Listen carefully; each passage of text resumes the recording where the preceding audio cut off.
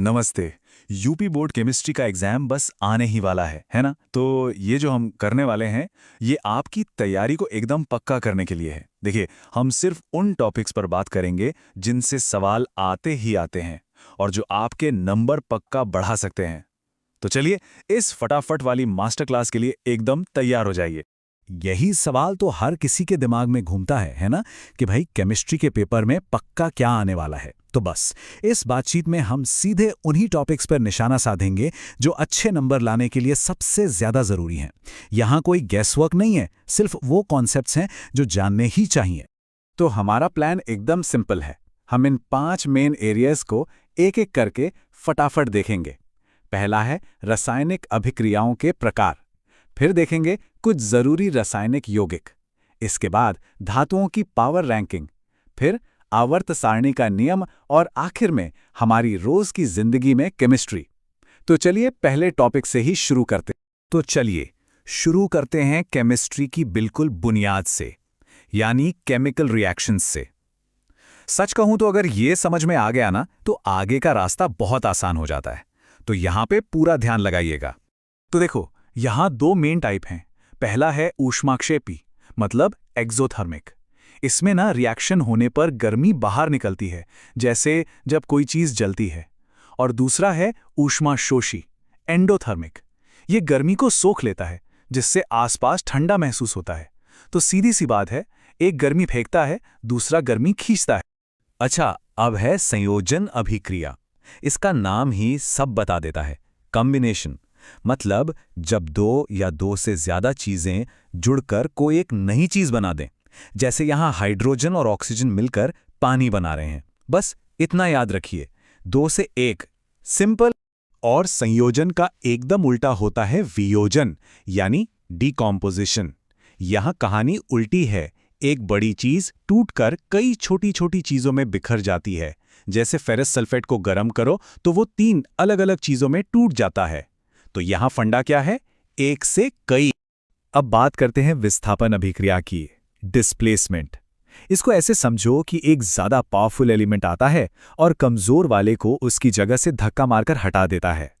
बिल्कुल वैसे ही जैसे यहां लोहा ज्यादा ताकतवर है, तो वो कॉपर को उसके सॉल्यूशन से बाहर निकालकर उसकी जगह पर कब्जा कर लेता है। और फिर आता है डबल डिस्प्लेसमेंट, द्विविस्थापन। इसमें तो पूरी अदला बदली हो जाती है। मतलब 2 कंपाउंड्स अपने आयंस को आपस में एक्सचेंज कर लेते हैं, एक तरह का पार्टनर स्वैप। सोडियम कहता है मैं क्लोरीन के साथ जाऊंगा, और बेरियम सल्फेट के साथ चला जाता है, और बन जाते हैं 2 एकदम नए कंपाउंड्स। चलिए अब बात करते हैं उन 4 एग्जाम हॉल के सेलिब्रिटीज के। ये वो कंपाउंड्स हैं जो पेपर में लगभग हर साल दिख ही जाते हैं। तो इनसे दोस्ती करना तो बनता है ना? तो हमारी पहली सेलिब्रिटी है विरंजक चूर्ण, जिसे हम ब्लीचिंग पाउडर भी कहते हैं। इसका फॉर्मूला CaOCl2 जरूर याद रखना। कैल्शियम, ऑक्सीजन और क्लोरीन तीनों है इसमें। और इसका काम, भाई नाम में ही विरंजक है, मतलब रंग उड़ाने वाला। तो ये कपड़ा और कागज इंडस्ट्री में सफाई के बहुत काम आता है। अगला है हम सबके किचन का हीरो, बेकिंग सोडा। जी हाँ, वही खाने वाला सोडा। इसका फॉर्मूला है NaHCO3। ये पकौड़ों को क्रिस्पी बनाने से लेकर केक को सॉफ्ट और फ्लफी बनाने तक हर जगह काम आता है। अब आता है धावन सोडा, यानी कपड़े धोने वाला सोडा। इसका फॉर्मूला है Na2CO3.10H2O। और यहां ध्यान देने वाली बात है ये .10H2O। पानी की ये जो 10 मॉलिक्यूल है ना, यही इसकी असली ताकत हैं, जो इसे कपड़ों की धुलाई के लिए इतना असरदार बनाते हैं। और हमारे लिस्ट की आखिरी सेलिब्रिटी है प्लास्टर ऑफ पेरिस, या POP। ये बनता कैसे है? जब जिप्सम को गर्म करते हैं और उसमें सिर्फ आधा, हाफ मॉलिक्यूल पानी का रह जाता है। और इसका इस्तेमाल तो हम सब ने देखा है, टूटी हड्डियों पर प्लास्टर चढ़ाने से लेकर घरों में डिजाइन और मूर्तियां बनाने तक। अच्छा, अब केमिस्ट्री के एक और बड़े जरूरी कॉन्सेप्ट पर आते हैं। ये है मेटल्स की पावर रैंकिंग, मतलब उनकी रिएक्टिविटी।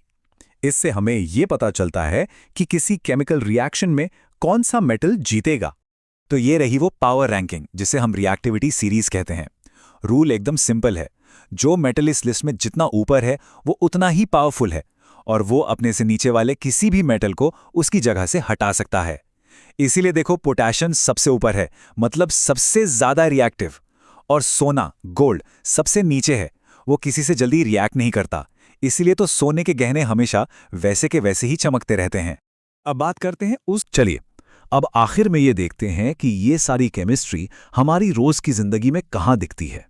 और यकीन मानिए, ये हमारे आसपास हर जगह है, जितना हम सोचते हैं उससे कहीं ज्यादा। ये दो चीजें तो हम सबने देखी हैं। पहला है संक्षारण या कोरोजन। सीधा साधा मतलब है लोहे पर जंग लगना। जब लोहा हवा और पानी के कांटेक्ट में आता है तो धीरे धीरे खराब होने लगता है। और दूसरा है विकृत गंधिता यानी रैंसिडिटी। जब चिप्स या नमकीन का पैकेट खुला रह जाए और उसमें से एक अजीब सी स्मेल आने लगे, बस वही है ये तेल वाली चीजों का हवा से खराब हो जाना। तो इन सब बातों का मतलब क्या है? यही कि केमिस्ट्री सिर्फ किताबों और लैब तक ही नहीं है, ये हमारे चारों ओर हर पल हो रही है। अब जरा सोचिए, ये केमिकल रिएक्शंस आपको अपने आसपास और कहां-कहां देखने को मिलते हैं। आपके एग्जाम के लिए ढेर सारी शुभकामनाएं।